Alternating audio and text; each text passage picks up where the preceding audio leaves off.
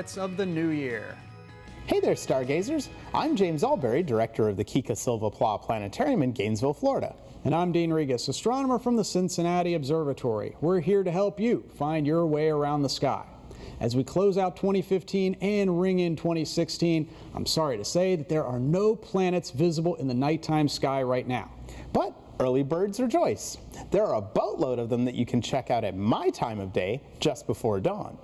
We have Jupiter, Mars, Venus, Saturn, and the Moon around in the morning sky to ring in the new year. Oh no, does that mean I have to get up really early again? Not at all. Remember, we have the power to fly anywhere in space and time, so you just have to pretend to wake up early. Oh, well, I can do that. Well, let's show you. We have our sky set up for Sunday, January 3rd, 2016. Happy New Year, by the way. Facing southeast at 5 a.m. in the early morning. And yes, I totally set my alarm and woke up so early to see the sky with you, James. Give it up, Dean. You're not fooling anybody. But anyway, at 5 a.m. on January 3rd, you'll see a waning crescent moon bracketed by two stars of similar brightness. The one on the right is blue and twinkly, while the one on the left is orange and less twinkly. The blue star is called Spica, and it's the brightest star in the constellation of Virgo the Maiden. She's the second largest constellation in the sky, so our apologies if her head gets cut off on your screen. The orange star isn't a star at all, but it's really the red planet Mars. The moon will be visiting the duo on the morning of the 3rd and will move along on the 4th and the 5th. Okay, now we've repositioned the sky to 6:15 a.m., the time James wakes up, goes to the gym, runs 3 miles, and then stargazes. At 6:15, when Dean is fast asleep and dreaming of eclipses, low in the southeast you can find 2 other planets among the stars of the constellation Scorpius the Scorpion.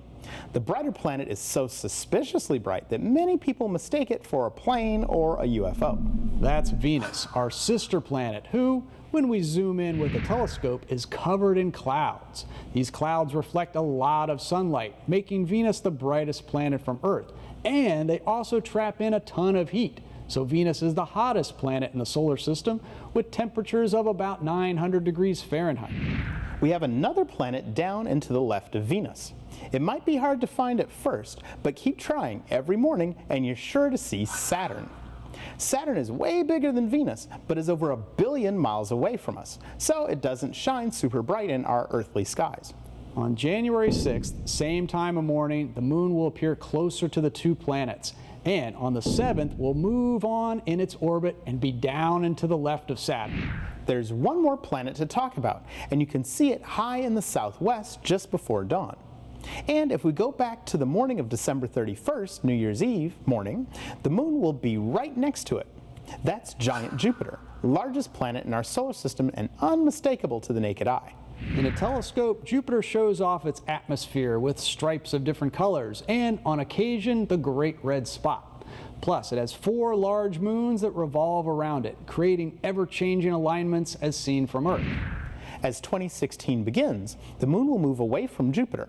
Here it is on January 1st, January 2nd, and January 3rd, when it'll be right next to Mars, where we began our early morning episode. So there you have it, a terrific reason to wake up early at the start of 2016. We'll have the moon next to Mars on January 3rd and 4th. The moon next to Venus and Saturn on January 6th and 7th. And Jupiter high up in the south as dawn breaks. Okay, I'm going back to bed. Good night and keep looking up.